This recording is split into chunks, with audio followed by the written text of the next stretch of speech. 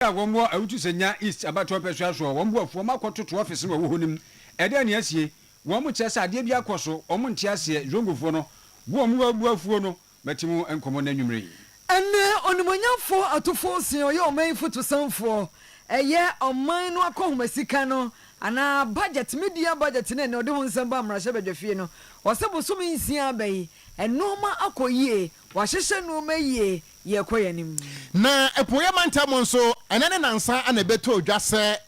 as you know for be, aqua dear Diana was so say a wood draw woman tea, warm yam a child warm home. Ghana Education Service, nefa a one patem ho. Edia tuga woni Food and Drugs Authority akaba chiri mu a wo ye nhwe mu dia fa sansam ne ho wo pani go fredame na ye lawyer wo twitwa edia je kane National Food Buffer Stock Company pani a sabe de so boabo na Abdu wa hap na wo mu edi nsem bi atudwa efa case bi a ye de tintam na Bunu is Regional Director Emma Tivet Oru appear Bismarck say woni owe junior high school no wo n'animu a wo moa na wonyi Tivet na nu na bebo amada chen wanya jina bia ekron na Asante Manta Monso Bremai New York ewo Kumasi Kuropon mu ehwa ne yedroi amba beto dwa se ye hunu se owura bi na mu etensu ani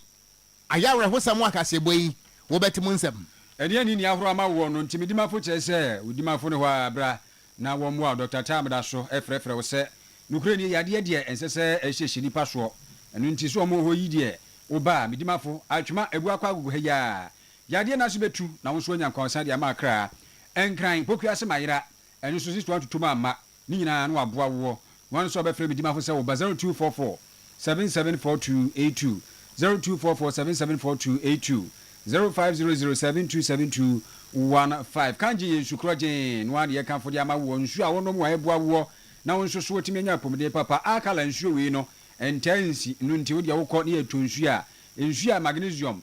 calcium ne potassium ayo nyina wo de ho na mpe enane pause ni nyina ma ne besene container ye akala water no kangen energetic drinking water kumase ya ebreman UGC na so na abaru janhye won wan so ye kan nso obehu yan 0241449191 and 0507379474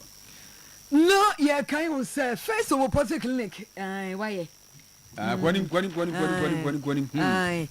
of all, clinic say yanso say idea ya and for your dear no entina ho or china semunti ubepo obi asoma na wunya empo oboafo e wo ho no mu a wora wa ho den ehia wakone abadie enti memba ya de emubu enwo ho e stroke wan ka chima a wo nsam fibroid diabetes pressure enemumre your stomach ulcer asthma nte shewa enafe arthritis waposo whoosh ahututu first of all clinic sebra no ababwa ahinima kokobe etimu yemfre 0244 58 3859 0244 58 3859 no Oyerepa eye kroji Oyerepa no eye numbie occasion bia eye wedding aye fro eye fie nkwada no kosuku babia anytime anywhere Oyerepa ina de kel eye kama pa 0539 596 165 0539 596 165 tano so yes anto school no enhwe anim ho na yeye Oyerepa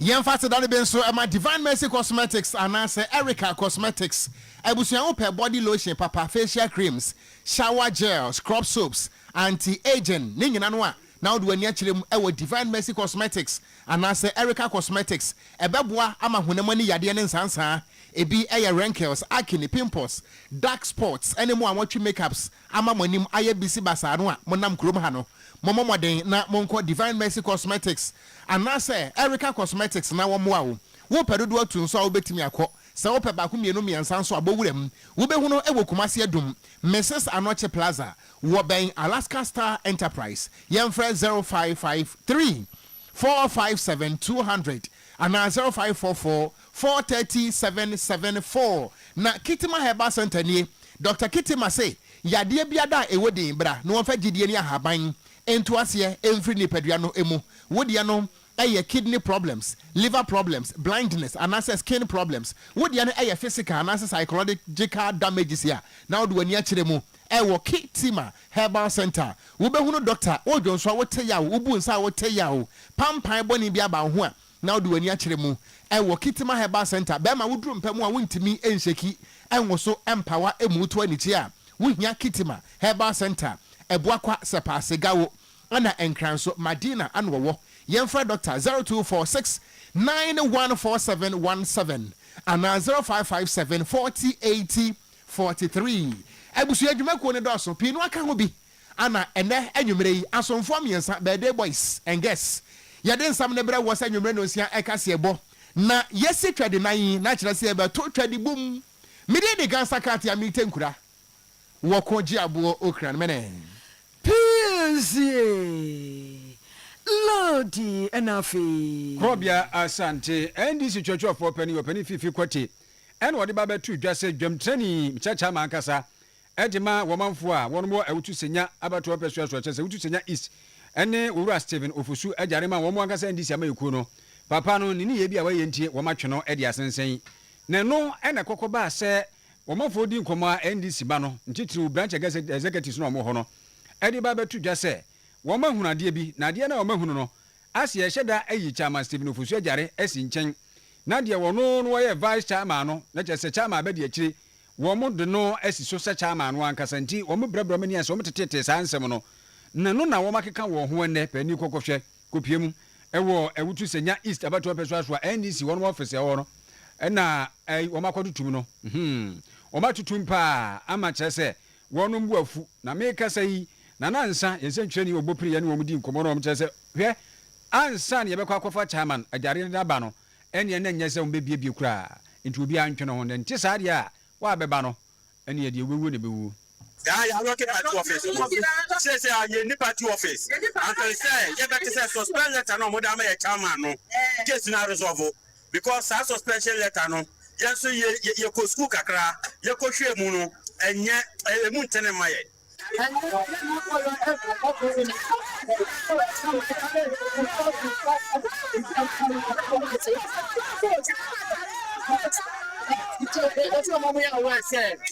no Ajari. My suspension or yan jintum. Say Akaya just 2 months back. Near Quaco Yaba. It's a moment of 5 months suspended. That means on to Abanibi. And see young delegate for any chairman, any constituency executives. Yes, young jintum. Regional chairman, only now no free Kaswasimu. Because I didn't know she said baby or bo baby and baby I ain't in work as one quan or 2 3. Nti yɛsɛ no sɛ ɔhaye wɔ ha paa ɛsɛ yɛn na yɛgyina ha no wontumi amfa abobo ya na amfa tirela nje yɛnhyɛ abobo ya bo so nkyɛn onipa a wɔpɛ sɛ ɔmbɛdi adeɛ no kaso ha ɛso nkyɛn no ɔmo mbɛyɛ swearing in bia besides ɔnkɔ election bia ayɛ dɛ swearing in ɛwɔ constituency ha until sɛ yɛbɛte sɛ national any region about out with evidences of the anti almost suspended chairman no Yen penny more beer and standing as chairman our constituency. Yes, don't you say that about chicken about GMO. They try to what I say. Last week and you are not poor. She won't go now. What truly one ha? Naka I check ne over there 2012. And no. Mabunu titru ya ombuafu. Branch de ma NDC amayuku awutu senya isabato pesuaso na wo mo ekasa yi na kaswa zongo world organizer na de ateso mo tutu safo ayinu mapunu mu suso mo de safo na kogu zongo nti wo pa ko zongo ho na kwaje se de kwaye no ti kaswa zongo world organizer awudu Mohammed ekasi sudua sei chairman Stephen Ofusu Ajare abra ye branch organizers and branch executives ye nimu hwi constituency executives omo nimu hwi ono ankasa chairman enimu hwi otiwa na ehun say krata na aba say you are suspending for 5 months and that 5 months no so enye hwi because I asem na aba nipa mienu na ekwu mati efa ba ko e wo say mumu frɛ na mu santi efa ba ko eno asem na mu ntina sina mu fa adwindwin enko adwindwin mu what I say but party no NDC e wo kaso a ehu hie ena ya hu ya wa nyina ya branch executives ena ejina ase ena ase no so Ajare ɛna ama yakuma to yeyem a ya abrɛ yɛ ho ase ɛnyɛ saa tia nka NDC ɛwɔ kaso ha nka national mun timi asɛm dɛ because MP na ya nya ne nkɔfo no ɛnyɛ ade ɔmo hwɛ recently asa obebe hu news a ọmọ àwọn fọọmù no ọmọ yẹ armed robbers náà mo di ekyi a ndé ya kyi ọmọ ana aba news ẹwọ 3 news a new kasa nti ina yẹ ya brẹ a yẹ di party na aba power yẹ di MP aba yẹ di president aba yẹ ma ọmọ over 5,000 vote difference ẹ ma MP wudi nya seat president too yẹ ma over 50,000 vote ẹ na wudi nya seat nti national any region any constituency yẹ srẹ mu. Yeah, branch executives. Ajari any need as well. No Ajari, no election. I will to senior east. I just said, Abusia, we am Komara cry, yes, I will to senior east about to be NDC for Omensem. Mietwa anwumre no sia kase bo no so na yenko epoye mantamwen. Na say yetiefo beka yi a, besa nansa ne na enie ana yenkase bo ahodo so ye de esom mo se ukopie mu ewo epoye mantamu a WBM Zion Senior High School. Ene enkwada ne bi akodi aduane a osusuo se poison ewom ama womo a womo ye mutwa womo etwa wonom na ebeto dwasa enkwada makomako aduosia 60 ana wonom course awo ha no emu ye kasa yi Food and Drugs Authority sadanso ana Eastern Region Secretariat ema Ghana Education Service ana ebuakwa North Kuropon Bedwa no assembly no wonom aka ba kire mu sentampe homa eye hwehwemu adiafa adekodia potia ekofra nkwada na duane mu akire se wo mu kodi ya yakasa yi nkwada 60 won mu eyem twa wo mu a de ne yemu hwehwe akire se enya sam ketwa yi na wo kirem se ehadwen ye papa na ye dibia kogu eye Savior Hospital awo anase Achemtafo Government Hospital so bi wo ho ana kukurantumi aban asabia nso ebi ewo ho na Eastern Regional Director Emma Ghana Education Service Dr. Mrs. Ivy Asantewa Ousu wadia to dwasa nkwada no ho ye na ye kasa nkwada makomako aduonum enum 55 ana yetimi discharge wonom emunum nso da so agua ya sabia wo pere wonkwa emunsem ne Inti now we establish say we na wom and we na wom but no mu di ya e ma sa problem enya dining hall aduane aduane a food vendor who has been selling in the school for 15 years and unfortunately enkwala no so eto aduane no enye omu nyina so na ye affected inti no they are now finding out who ate what so that to know say eduane mienu miensa oye na bia emu ne wen na ede sa problem ne bae but nyame adom nkwala ko hospital nyina nyina ba school aka 5 omo ene omo ye de omo ko hospital no aka 5 nyame ko hospital because na omo so much discharge they are there until no as of 9 p.m. now we have only 5 students at Tafo Government Hospital Kurantumi community ne Hawa Memorial na eno achi no ana Dr. Mrs. Ivy Asantewa Ousu wo kire mu ese school no ye wo won mu aban ahyedatu a wo mo kase wonya aduane na enkwada no enie ana afi nso wo mo eno anuane no edifra bonte de ba school mu ho beton ye kase de asie no nti won mo aka kire outside vendors no wo mo eno anuane de firifie ba school mu ho ne se obi antwentwen so ansa hwe na obi amfa duane bi ansi ho kopem se mpanifo ebeka se you afi de mo mfa bra. Then again for now all vendors in the school they have been suspended from selling in the school until we finish with all other things that we need to do. We find out from management that they are all certificated vendors who have been cleared by the Ghana Health Services. Until we look at that also. Until this incident here is as part of the action that we've taken, the FDA, the SHEP coordinator, and the Ghana Health Services, those in charge of this environmental and other related issues, they are going to the houses of the vendors. They started today. Until na as of the time I hear no more call or bakufia. Environment na omudi eduane. Dr. Mrs. Ivy Asantewa Ousu wano anapoye mantemu waye ba penia Ghana Education Service wo bia no ana wɔde nsɛm yi mu nkyerɛkyerɛ mu ama Oyerepa nsɛm twerɛfoɔ no. No yɛntoa so ɛwɔ Ghana mmarahyɛ badwafie ɛnɛ wɔbɔ hwan na ɛba Ghana fotosamfoɔ ɛyɛ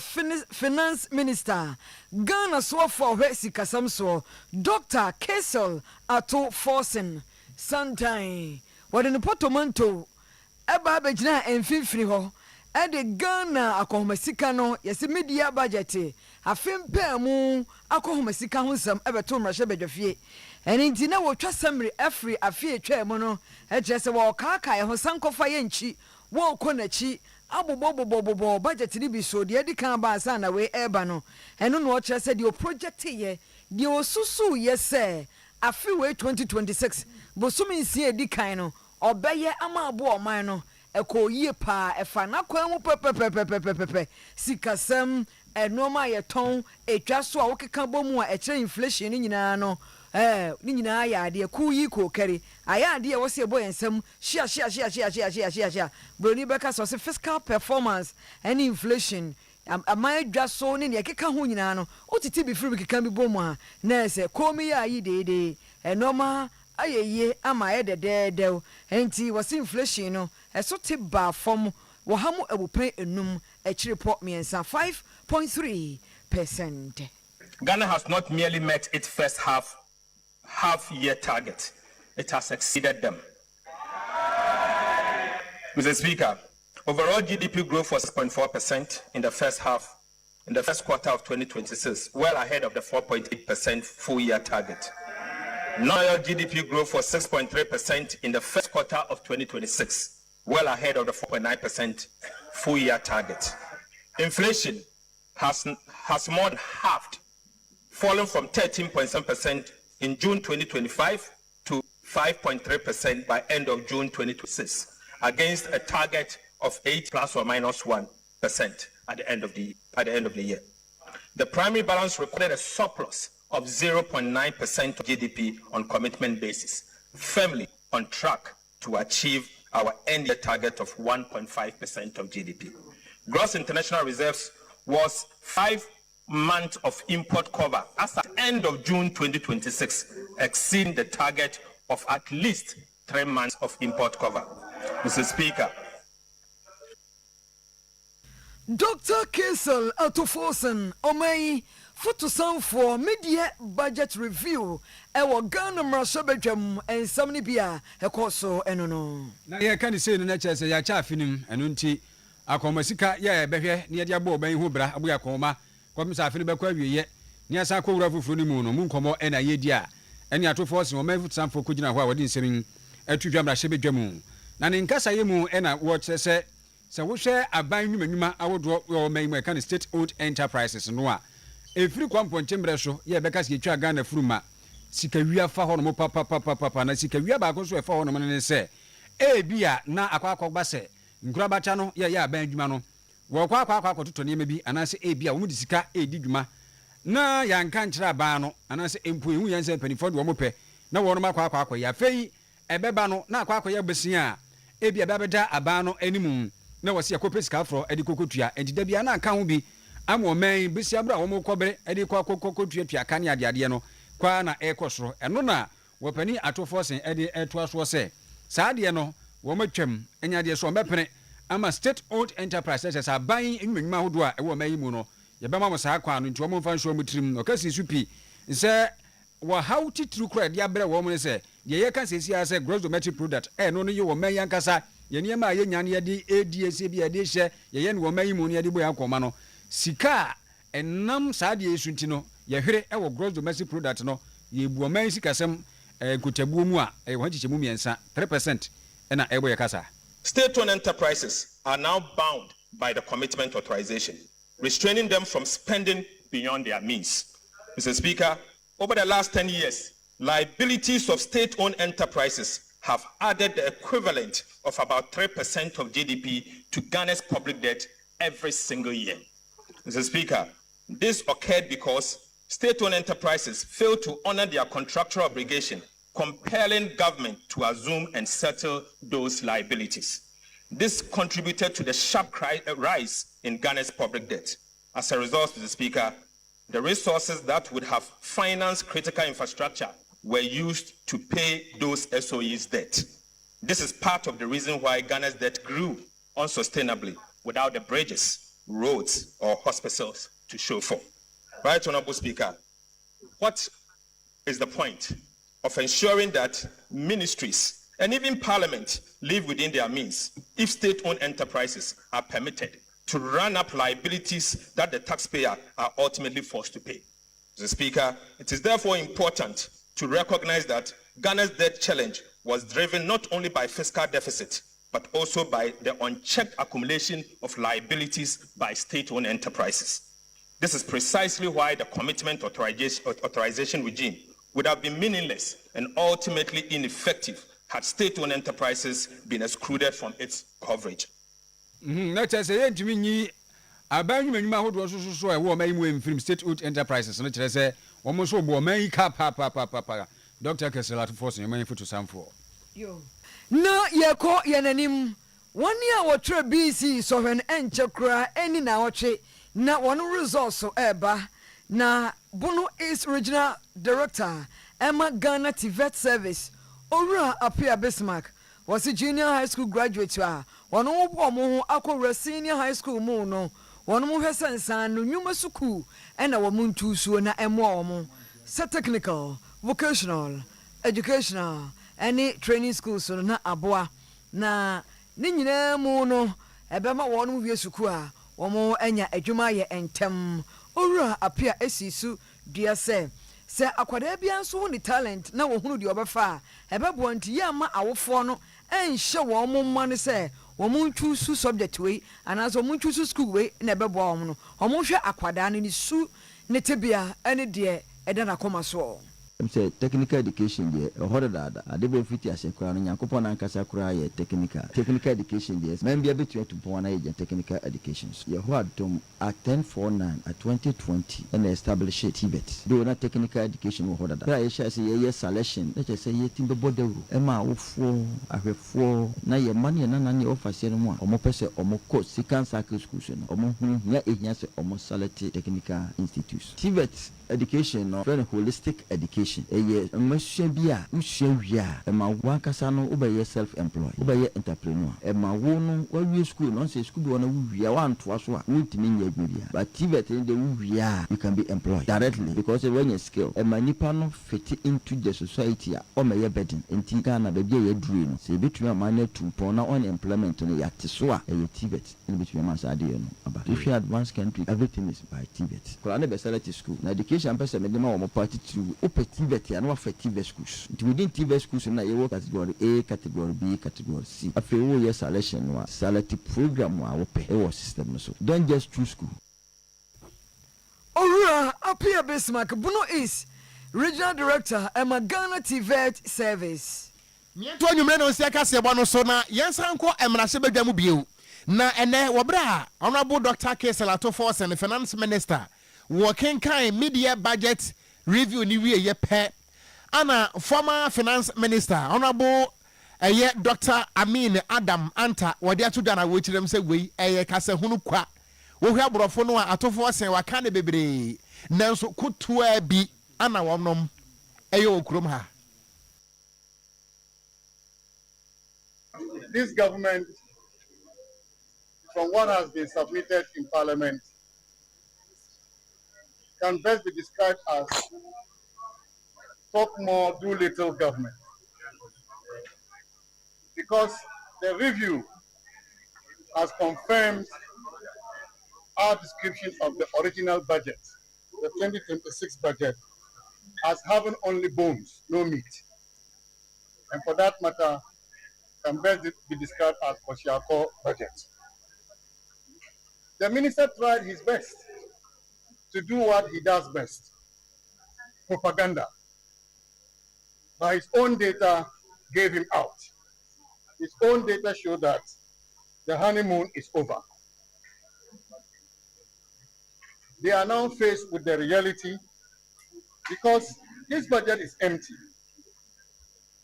And because it has no meat and they have no story, again, the minister resorted to blame game. They've been doing this blame game from the time they assumed office in 2025.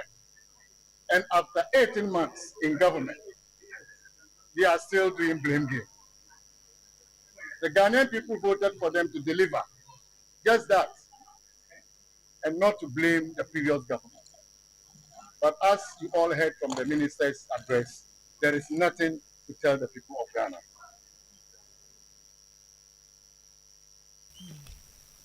Honorable Dr. Mohammed Amin Adam Anta, a former finance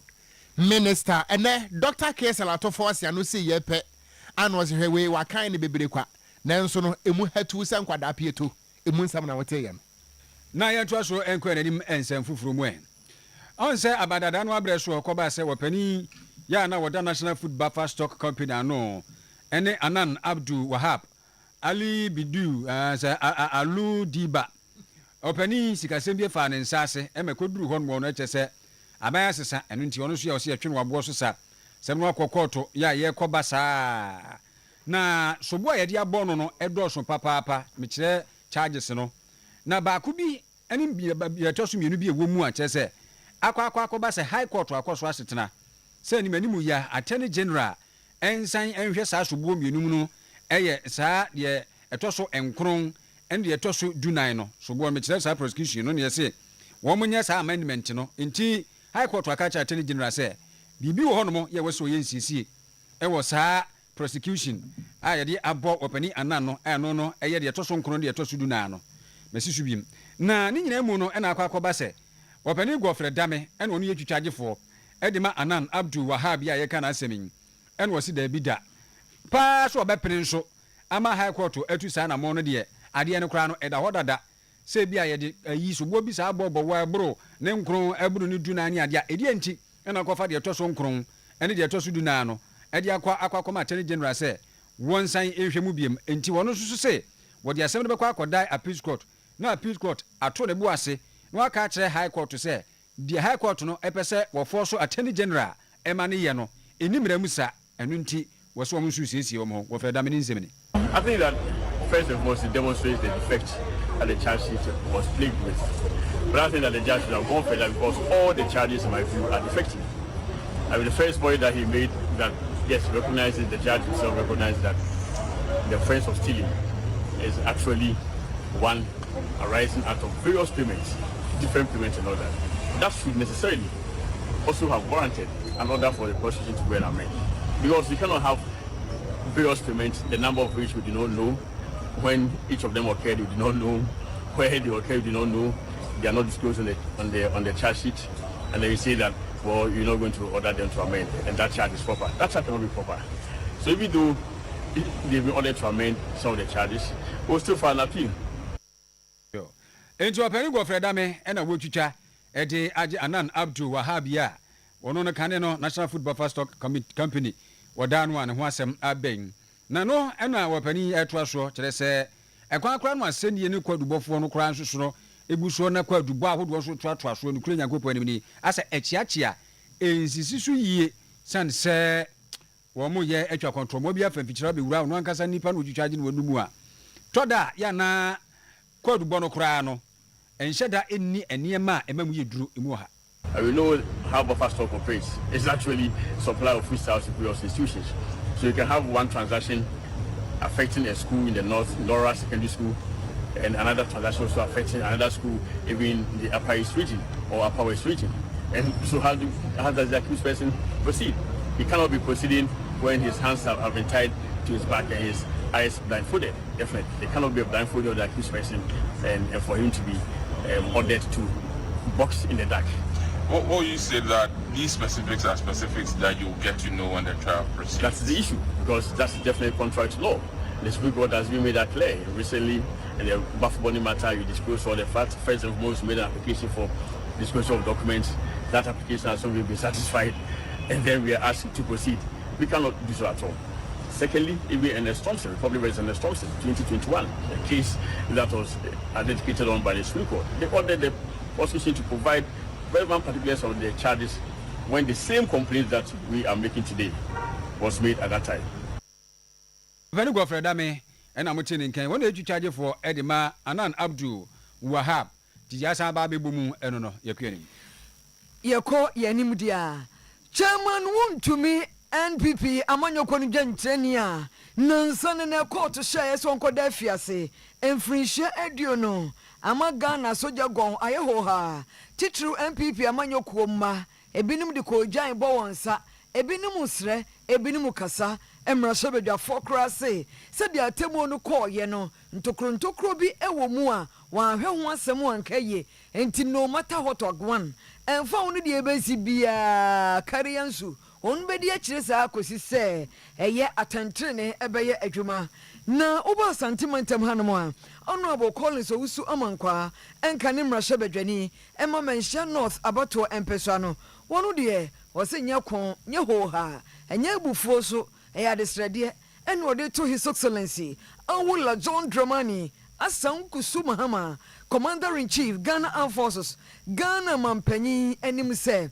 adeɛ ɔfrɛ no presidential pardon no ɔma Owura Bernard Entwibo Siakon chairman wontumi bi presidential pardon ne sɛ eduru mmerɛ bi a ɔmampanyi gyina ne tumi so eyi nipa bi efiri efriase ebra nka wɔnom nsɛ na ɔmo mfata abroni bɛka sɛ favor etimi to ɔmanfo a wɔda afiase so a ɛno na agrada ɛna no onya abie no ɛno na honorable Collins Owusu Amankwa kyerɛ sɛ ɛna no sister Patricia Siedua a ɛtafra na agrada ɛno bi no onya ya ne sentence a nanka yɛ mfirihya edunum no ɛso te ba mmertia bi a meka sɛ ɔwɔ fie a ɔhuri edwamu enti sɛ no fata ɛyɛ agrada saa nso ne fata chairman wontumi ɔmampanyin nyɛ no pɛpɛpɛpɛpɛ ne ehunu sɛ yɛ nyinaa yɛyɛ Ghana fo sɛ ɛsɛbi ɛsɛ ɔwe fo nsa na wahwɛ wo deɛ na ɛne enyan wohwɛ judgment a high court no ediama ɛyɛ yɛn regional chairman sɛ onko da fiase mfie aduo no ana odi nokre ni ɛyɛ arehosem na ɔmampanyini na meso mede ma no batum sɛ otime pardon sɛbi obi a wodi nsɛmɔne dia na saa konya no wɔ hɔ dia ɛne ɔma Ghana fo nyina ɛhwɛ no pardon regional yɛn regional chairman wontumi so man nkɔda fiase na kakra asie no megitum sɛ obi anya suo ho no na nka o man ne mom because this very judgment now I'm handing over to our regional chairman will further deepen cracks in the country a bit deepen polarization in the country enti sabi aban mo mpanimfo asɛm na asie no ɛyɛ asɛm a enya nika Ankane mention North Mrosobejani oni wanyamfo Collins Owusu Amankwa mientoa anwumre no nsia kasebo no so ewo Oyerepa 100.7 FM eso ye social media handles Facebook no eso eye Oyerepa radio na mayanko breman New York eno ewo Kumasi kropon ye emu awerehosam abeka yensa e kire se enanopai wo bra na nonwotwe abo ana womanfo ne adehye no ehunu se asa gata bia ewo ho bibi tani wonum kokko ya na kire se nipa dasani o a kire se nifie ne kwani mu kakra be 30 40 50 mu ho ana kire se wawu a wotensu anin aya wre ho sempa na ehwemu kakra wo mo ye kire se wo hwe nipa no se de ne body ni sitensu ani no a ensuo no fa no ache enti no atem se ase body ni kura sai ni ade a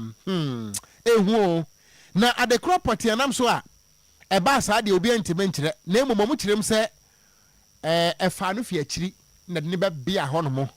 wo manfo ehu bie na ekasa yi wanga asami si ewo wanga nimu bi ekire se oberema embrembren nsu afane woni ba bia of na mo susu se nipa bonifu bi na wo timi kokum na wodna batu nsu nim enen nti apolisifo abefa emuna embrembren wada ko piemu ewa yaresa biae amanfo wo ho na efe wongani esamu bi ene Oyerepa senkyerɛ hwehwe nkomo na asama horo a enen wede to yanganim bi ni na me bɛyɛ me ka wa ha bet me ma adwe se me pɛ bia ba private no ho kyerɛ me se menkɔ ensuo na no ho na metimi ayɛ private bet me tu manu no no abutu bet ma adwena ama so se yɛ nipa enti nena yɛ hu se amanfo a confirm se yɛ nipa enti ensuo no fa na kyɛ fan be Monday no ɔyɛ be ma ti wayi sakola tiese nko nsa be yi ni free so na manfo che se wo hene ni le begu nsa wo hene ni begu nsa nsa na wo watimi aba be yi no ani nsa anti se obi ekromfo am ya bo na ha ma ye beja ni onsuo ni na me so pete se bia nsuo no edi ni fili baabi edi na ba betom e ya de anko ya kunu ni ya ke ejira han ko bi ba be ka se e bia ni hu ni pa bi ayira wa wo pe na wo hu no nti e bia ye wo no nsuo kwa mamponten ntonso abo so nyina nti unso nsuo ayira efrechi na eba na bo se ha pa de bro bosome nsuo kase bia ntoi asese na boy bi ni midi nkomo na wose abo aso na omo na nso se papa bi omo se na ni ha nkakra okọ masrachi oba fie no be 4 days omo hu no am ya say na yesa de obahu de on frɛ fie na on ka chom se obi wo ha wodanso ni o mehwe se ye wono a enti womanfo no a wowo Breman New York a wani mieru na wohwene santamo ana arahosam yi we ya nkwantimfi wuo paawo nipa ne tensu ye ne saa no nyankopɔn fa na kra nsie yie mu nkyiri mu no mo de asomye no na yamane boni Isaac ana de amane boy bae yan santinsi amayomu kakra sɛde enim ene Ghana ha ewo kwabra no kasa no wanhwe wano kopa kodi pani bi kura timi kyewo no ampa MPP fo no aba abonten no mo amayefo no wanso na titiri tagina wonso pa de tie ne sɛ won ma twere krata pani a woda nkitawdie ano Director of Communications ene Richard Ahiagbo ene wode aba na wo kyerɛ sɛ MPP fo a abere ase bibia ni anamu bie manu anamu di atem no saa ne ma no mapa ho munya atemdidie na monka de aba no eye baabi aba no etosini ene sabio de enkoyie mayi mu no watimi ehunu sa mpa anima enkoyie nti wo ka na afedi ono te nkyɛn no ehunu sɛ didi besitie na akwakoye atemdidie saa de a na kyerɛ sɛ mɔden mu aba no wambo no mo kata so ɛna atemdidie no a na manfo ani di ekiri ampa nso kyerɛ sɛ Ghana ni wono no kokote sɛ bia wakodi pani bi atem atanko abɛkyew broni Friday be focus ni na attention ni na akɔ hɔ dia ba no aya wontwa tew ni de obi ani enko no na Richard Ahiagba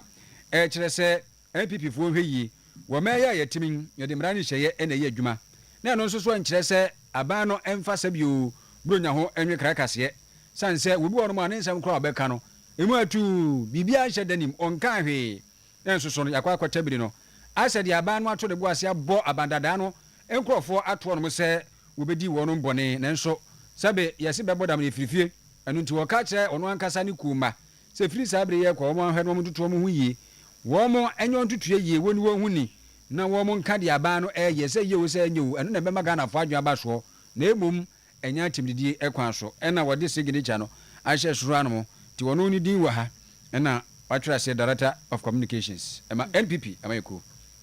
wasam yasam wonma sam sansam omayimu nsam ne yansam ne de mam sakase ne nsam yenko doctors wo mun sansam we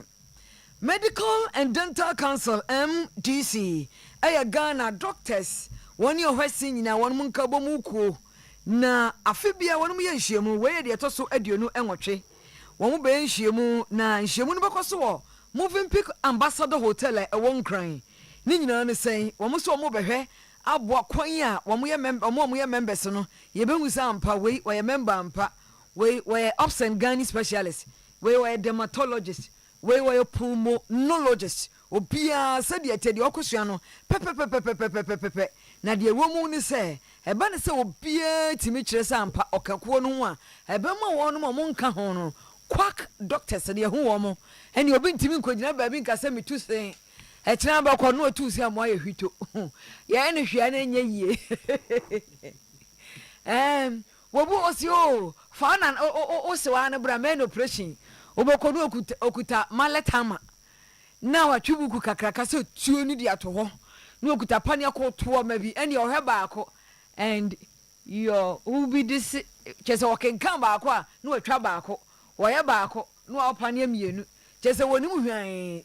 na no no chese omo ye quack practitioners enti wo mo ko nhyiemu we na beboa abefo ntintan video computer so ko ba kekan bom dia ye wono madwuma obesuesu adwena fa ho ma aboa Dr. Divine and Banyumbala wono enaye registrar emakoyi a friends of trafo won kran a wode te wonanim AMQA is a continental Association of Health Practitioner Regulatory Authorities, particularly medical and dental regulatory authorities, councils across the continent. And at the heart of his mission is to strengthen healthcare regulation across Africa by promoting high standards in medical education, professional registration, ethical practice, regulatory science, and public protection through collaboration, harmonization, and shared learning. Greater confidence that those who are entrusted with their healthcare are competent, are ethical, and are accountable. Healthcare is changing at an unprecedented pace. So we have digital health technologies, we have artificial intelligence, and we have serious issues of cross-border mobility of healthcare professionals. We have emerging diseases and new emergence of old diseases that we thought were under control. And we have serious issues of humanitarian crisis. All of these demand. Enti ewon kremantemo nhemu a ekoso registrar Emma Medical and Dental Council and Dr. Divine and Banyu Bala. Mientwa anwumero nsiaka sebono eso na yanko enkran mantamono emuen eyarehosam kakra emfinhye dunan enie ana ebeto dwase sabre ye mampani na wateso fani kwaja wodi nkan Professor John Evans Fifi Atamels enie kita wonsa bosomeda neto so aduonu nan na kire se wochina pepepe ene mfinhye makomako adunan a enie ye niareho aw ye ti nisio enyumun ebeye poplawo arehosam ko ne nyina woto a no wonu mu ato ne ade. Professor John Evans Fifi Atamels wone Ghana fo di nkra ema aduane seye e wokrom ha na empani samampa ne to ne badin tie ne na 14th commemorative lectures in honor of Professor John Evans Fifi Atamels wo mu bodwa edi bonidin eka no na eno ana former Minister for Environment, Science, Technology and Innovation Professor Kwabena Frempong Boateng wokwagina simpie ni apaso na wakasa na wochire mu ese wonim Professor John Evans Fifi Atamels dada krampo ansa na papai oba beye mampani na okasa wodi ne ho adanse ade bechi asasa na kakra obetimi aka ene se wo man Ghana bakwasam mu ye nya mampani asabio na ntete etise Professor John Evans Fifi Atamels da wosi obi a tese ethically entete pa de yetete no oman hodo ahofama ahobrase kakra obenya bia so no na ni mmere wo man na mbom na ye wo school bidufo wo mo atwa ne ho ahia no wo mo akronfo wo mo na gi dimbone e ma papa yi. I knew something else too, and I say it not to excuse but to explain. The disease that will eventually take his life appeared to have affected him. And as the presidency wore him down and his strength declined by degrees, there were certain people in his administration who saw an opening,